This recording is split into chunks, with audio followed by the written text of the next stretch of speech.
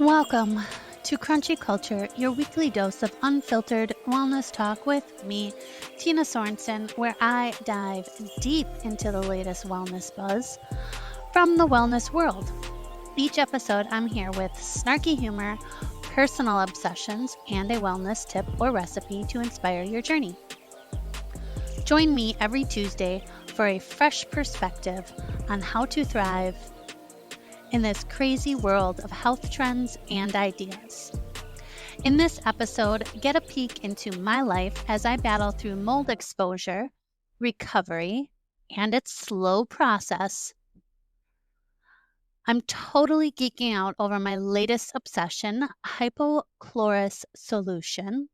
Yes, I'm becoming a DIY wizard in my own kitchen, mixing up powerful cleaning solutions that obliterate 99.9% of germs, bacteria, and, wait for it, mold.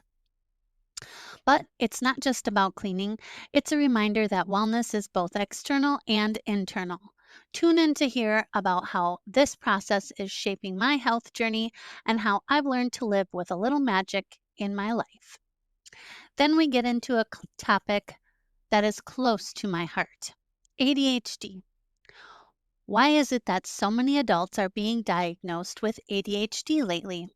Is it the result of better awareness, or is there something more to the story, like diet? I explore how modern day foods and habits could be affecting our brains and leading to a spike in ADHD diagnoses. We'll chat about the gut brain connection, a game changer when it comes to managing ADHD. Finally, I share my own family's journey with ADHD and gut health, from my son's struggles with focus and the impact of real food to how exercise, sleep hygiene, and proper diet can make all the difference in managing ADHD. Spoiler, it's not just about popping a pill. Small changes like swapping sugary snacks for protein packed options or trying some mindful movement could be the key to better brain function and overall well being. So grab a cup of tea, settle in, and let's get into it.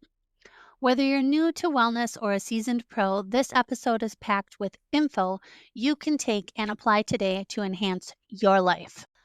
All right, let's dive into my latest obsession that's been keeping me awake at night.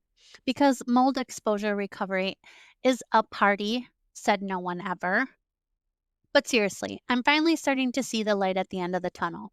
This process, slow as molasses, but worth it.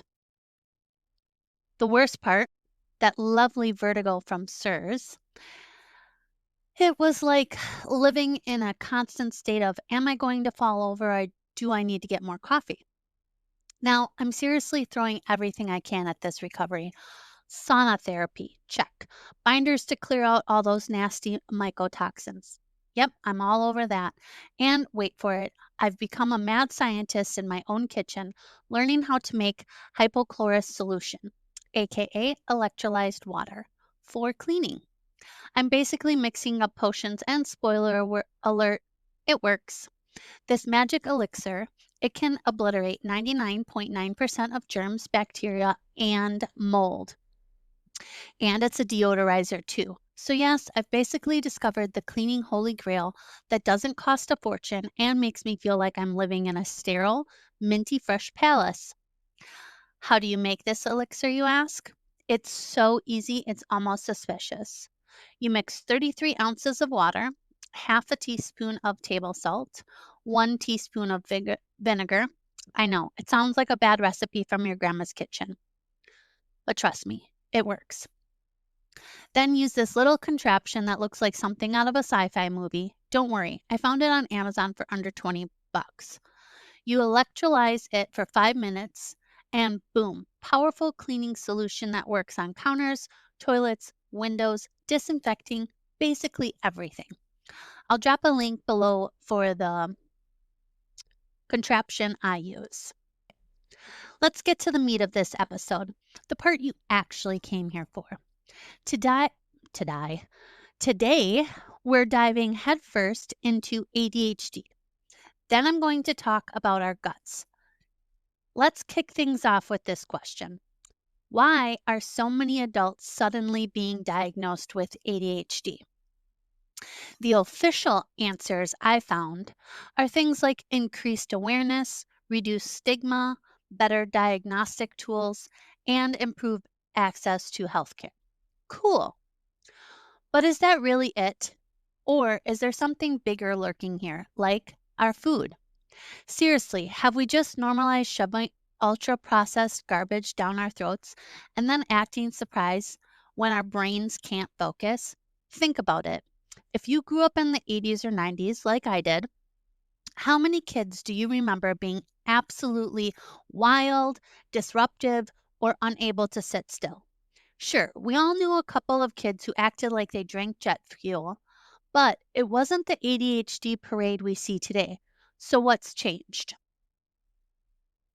Oh, and then there's social media. Don't get me started on social media. Everywhere you look, someone's sharing their ADHD journey, symptoms, checklists, or encouraging you to get checked. Now, don't get me wrong, I'm not bashing awareness. If social media helped you get answers that changed your life, that's amazing. But here's the kicker. What happens after you get the diagnosis? Are you handed a prescription and sent on your merry way? Or are you given actual tools to support your brain and body? And this is where I raise the question most people aren't asking. Would we see different outcomes if doctors were sending folks to dietitians as part of ADHD treatment plans? What if we focused on ketogenic or low carb lifestyles and fed the brain the way it was designed to operate for those that have ADHD? Now, here's the disclaimer before the pitchforks come out. I am not anti medication, not even close. If medication works for you, awesome. Take it and thrive. In fact, my husband and son both have ADHD, and medication is part of their toolkit. But it is not all they do. And this is also why I raised the question, why are some people able to manage their ADHD symptoms with just diet and lifestyle changes? Is it even truly ADHD then?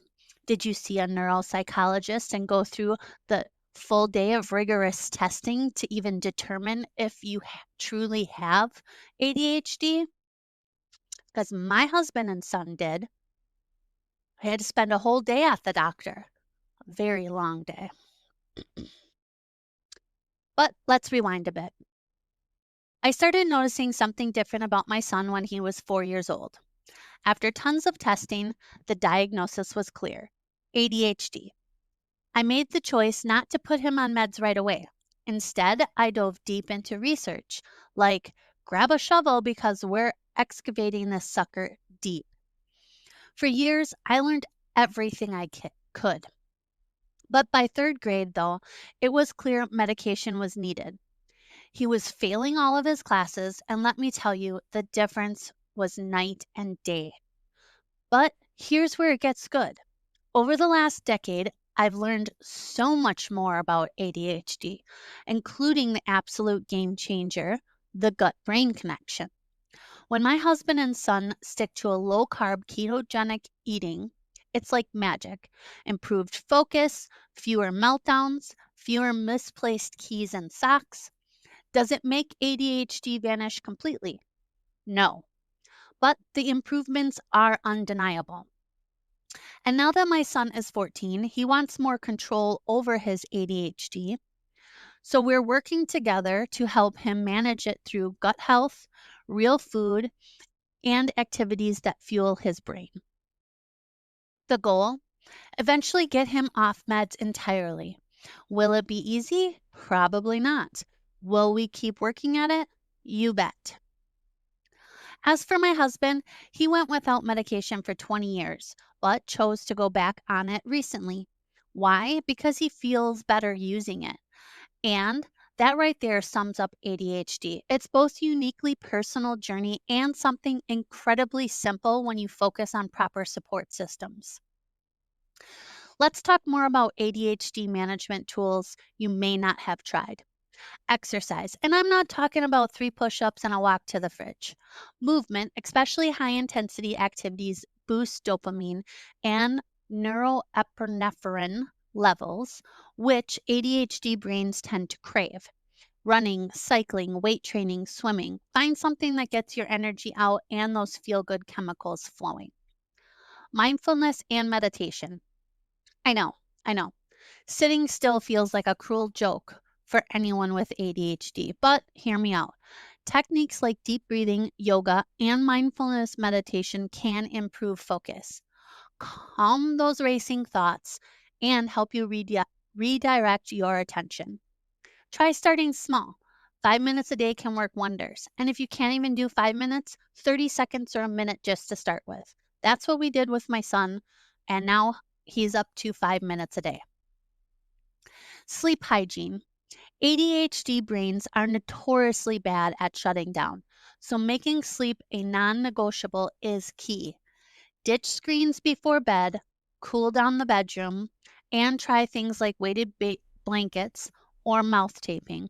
Yes, they laughed at me too. And then they slept like a rock.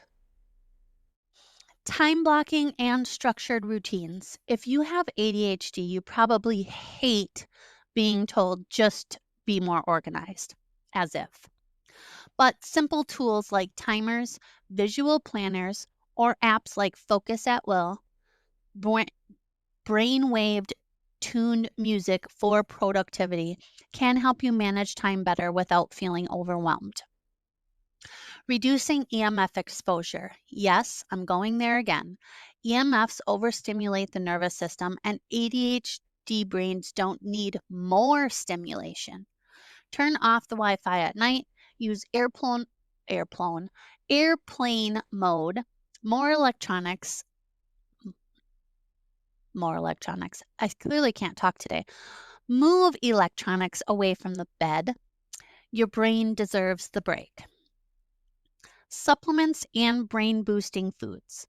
Omega 3 fatty acids from fatty fish or supplements can improve cognitive function.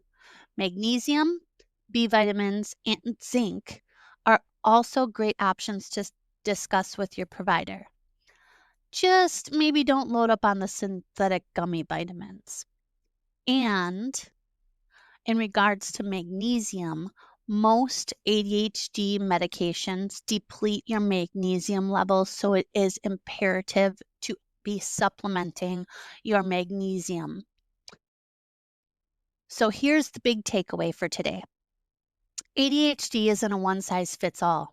Medication, useful for many, but diet, exercise, sleep, and small lifestyle tweaks can completely change the way you or your kiddo function from day to day. And now, your turn. What would happen if you swapped sugary snacks for protein rich options? If you tried 10 push ups before sitting down to work? If you tucked that smartphone away a little earlier every night? Could small changes actually change your life?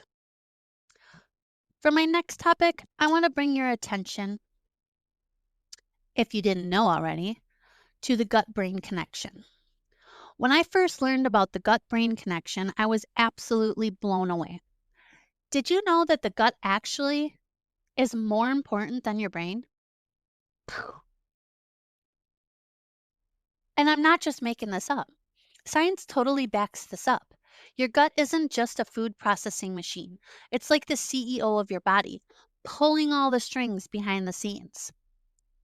The gut controls mood, energy, and mental clarity. Basically, it's running the show. You've got this gut brain axis doing its thing with nerves. Hello, vagus nerve. I talked about that not too long ago. Hormones. Did you know that 90% of your serotonin is made in your gut? Yep. And inflammatory signals. Mess with your gut, you might as well be juggling bad vibes, brain fog, and feeling like you're running on empty all the time. When I started understanding this, I felt like I unlocked a superpower. If I nurture my gut, it It basically becomes my body's best support system. And when you think about it, why have a brain that's the boss when your belly's secretly the true mastermind? Your gut is doing way more than just digesting your food. You may have heard it called the second brain, and let me tell you, it's not a fluffy compliment. The gut is at the center of everything: immune function, mood, mental clarity, all thanks to the gut brain axis. This intricate system is basically a communication hotline where your gut and brain exchange vital info and affect how we think, feel, and, let's be honest, how we show up in life. One crazy cool fact: the gut microbiota, those trillions of tiny organisms living in our digestive tract, are total game changers. They produce neurotransmitters, regulate inflammation, and have a role in how we handle stress. Basically, they can make or break your mood. So, yeah, they're kind of a big deal. When your gut's microbiome is in balance, you feel like you've unlocked a next level mood, solid energy, and even the motivation to finally tackle your to do list. But when it's out of whack, you're staring at fatigue, brain fog, and a serious emotional roller coaster. So let's be real. If you can master your gut, you're giving your whole body a solid head start. How does the gut communicate to the brain? Neural pathways. Enter the vagus nerve. Like I said, I've chatted about this one on the podcast before. A vital connection between the gut and brain. When your gut's happy and balanced, it's like sending an email to your brain that says, hey, calm down, you're good. Mental clarity is on its way. Hormonal signaling. Here's a mind bender: 90% of serotonin, the happy hormone, is made in your gut. Add dopamine, ghrelin, and others into the mix, and suddenly your gut has more control over your mood, motivation, and stress than you've ever imagined. Inflammation and immunity. Did you know chronic inflammation in your gut can mess with your immune system and totally ruin your day or week? A happy gut helps you keep inflammation in check and keeps everything working like a well oiled machine. Bye bye, brain fog. And here are a few other things that you can do to nurture your guts. Prioritize real whole foods. Look, if it has fiber, it's probably gut friendly. Vegetables, fruits, and whole grains are all great. Want to get an extra on gut support? Fermented foods like kimchi, sauerkraut, and kefir are your allies. Hydrate well. You'd think this one's a no-brainer, but drinking enough water, it's essential for digestion and keeps your gut happy. If you ever listen to other doctors or professionals on any other podcasts, they all say the number one thing they would recommend for health is staying hydrated. Include high quality supplements. Taking the right supplements, probiotics, multivitamins, whatever they are, will fill the nutritional gaps, supporting overall gut health. Your gut's about to start sending you thank you notes. After countless trial and error moments with various products, because let's be honest, finding the right supplements feels like a scavenger hunt, we landed on some of our family's favorites. High on the list, Mary Ruth's for their clean ingredients and kid-friendly options, because a good family vitamin doesn't need to taste like punishment. My favorite is Beekeeper's Naturals 3-in-1 Gut Health. A few other gems we've tried: Ritual. It has transparent ingredient labels. You know what's inside and you're not playing any guessy games. Seed. These probiotics work wonders for gut health. Probiotics that are actually effective. Say less. And Haya. Kids' vitamins without the sugar bomb. Kids' vitamins without the sugar bomb. It's like a superhero for their immune system. When it comes to supplements, it's all about finding what works for you and your family, depending on how picky they are and how hard it is to convince them that these are good. Educate and involve your family. Be the gut health guru in your household. Educate the little ones or your spouse about how food impacts their mood and focus.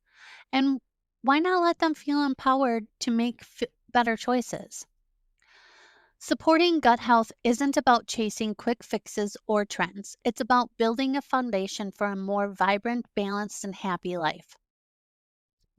Tune into the gut brain connection, and you'll unlock an entirely new level of vitality. Plus, who doesn't love a good power move like this?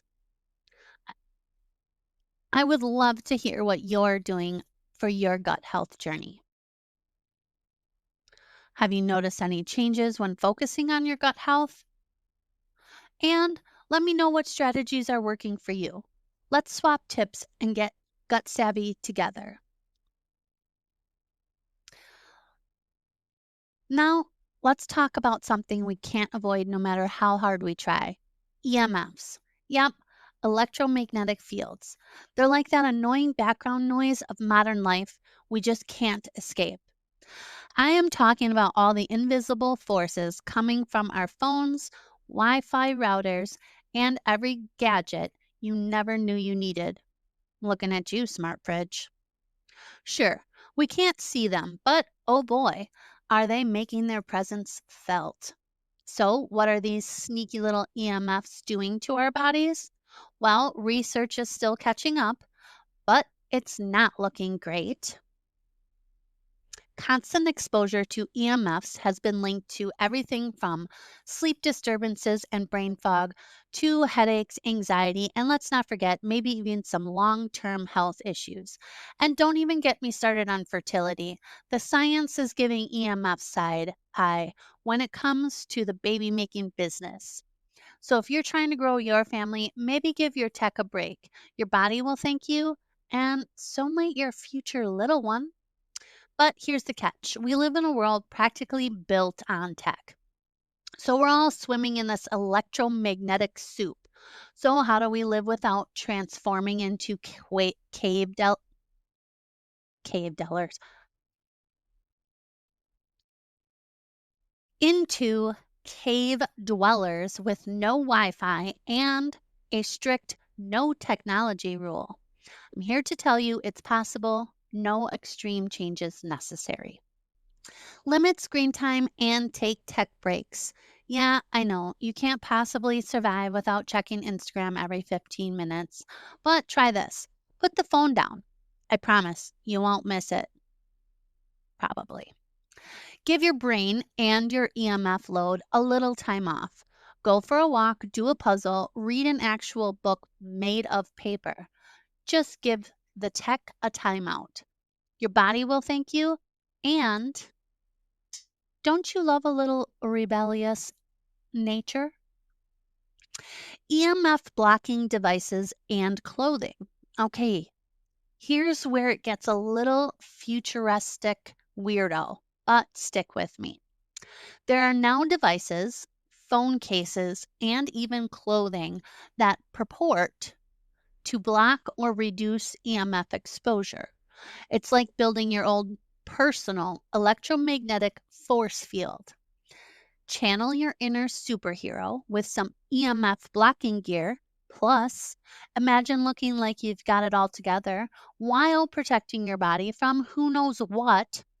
You're basically an ultra cool secret agent. Rearrange your bedroom. How about an easy win for your health? Keep the tech out of the bedroom. No, seriously, your phone doesn't need to be your nightmare cuddle buddy. It's not that kind of relationship. Keep your Wi Fi routers, phones, and laptops in fair distance away while you sleep.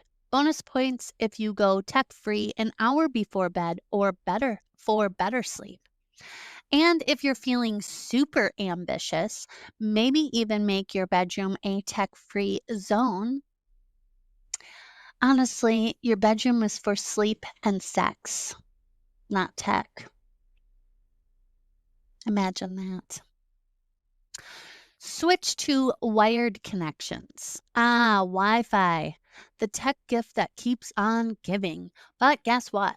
It's probably zapping your body with EMFs 24/7. So here's a novel idea. Plug that bad boy in. Yeah, I know. Ethernet cables feel like something your dad used back in the 90s. And we did. But trust me, your Wi Fi is not your friend when it comes to EMF exposure. So wire up your devices and poof, lower your EMF intake. It's simple and a little retro. And hey, sometimes the old school solutions are the best. Spend time in nature. Ever felt instant stress relief from hanging out in nature? That's your body trying to tell you something. The earth is a natural EMF shield. So take your shoes off, stand on the grass, and ground yourself. I know. It sounds hippy dippy, but if you've got any hesitations, just try it once. You'll feel the difference. And your tech heavy body will thank you. Think of it as your daily grounding therapy. No smartphone required. EMF shielding products. For those of you who are into really getting serious about this, there are now EMF shields, plugins, paint, and all kinds of nifty products designed to help block out those bad guys. Sure, you can create a fortress of solitude, but these shields might be an easier, less extreme solution. And if you can stop EMFs from frying your brain cells, I'd say a win. You don't need to give up living in the digital age to protect yourself from the electromagnetic storm zapping you from every corner of your home or workplace. It's all about finding balance, embracing tech because, hello, we love it. You're sitting here watching me right now on tech, and I don't want you to stop. But also creating small pockets of protection for your health. After all, you can still enjoy living in this high tech world and feel good doing it. It's like a little secret self care, but without the huge sacrifice. Cheers to that, right? Let's face it, staying in the loop on wellness trends is basically a full time job these days, but hey, someone's got to do it. And if you've got opinions, stumbled on anything eye roll worthy, or you just want to dish about the latest health craze, I'm all ears. Drop a comment, tag me on socials, or shoot me an email. And now for the creme de la creme of the episode. If you would like to be featured on the podcast, send me your favorite recipes or wellness tips, and I would love to share them in an upcoming episode. Now, on to my tip. Beeswax candles. Don't you just love them? They're like the little hipster of the candle world, all natural, sustainable, and with the cool vibe of eco-conscious aura. But wait, did you know that beeswax candles have negative ions? Yes, that's right. They're not just pretty to look at or smelling like honey drizzled goodness. They're actually doing something good for the air. Here's the scoop. Negative ions are tiny particles that are naturally found in places like waterfalls, forests, and, apparently, beeswax candles. When burned, these candles release negative ions that attach to positively charged particles like dust, pollen, and other allergens, making them fall to the ground. Bye bye, dust bunnies and other airborne nasties. This means cleaner air in your home without needing a fancy, loud air purifier or a sciencey device that sounds like it could launch a rocket. Just light a beeswax candle and boom, cleaner air.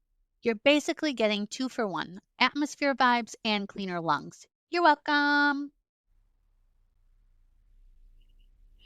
But that's not all. Negative ions have been associated with improved mood, reduced stress, and even better sleep.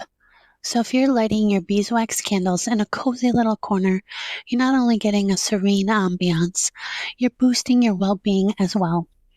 It's like your favorite calming self-care ritual, except you're also improving your environment without any extra effort.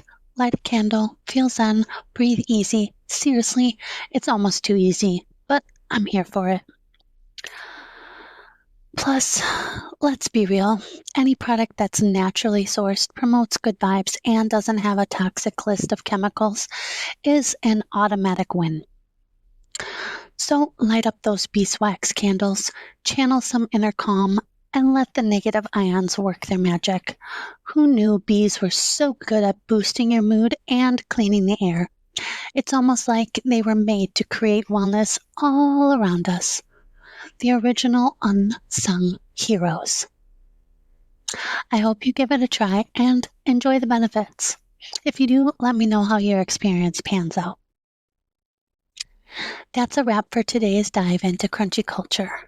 I hope this episode gave you a spark of inspiration, some fresh insight, or at least a shred of motivation to tackle the day without looking like a walking hot mess express. And hey, if you're all about multitasking, or you just like to see the real chaos, check out the full video on YouTube, Spotify, or my website. And if you are loving this podcast, or even if you're just mildly entertained, why not drop a quick rating and review on your favorite platform? It would mean the world to me and help others find us. It's basically like spreading good vibes, but with less granola and more real talk. Until next time, nurture your mind, body, and soul, because no one can do it the way you can. And remember, wellness is a journey with twists and turns, so embrace the ride, stay crunchy, and let's reshape our hive together.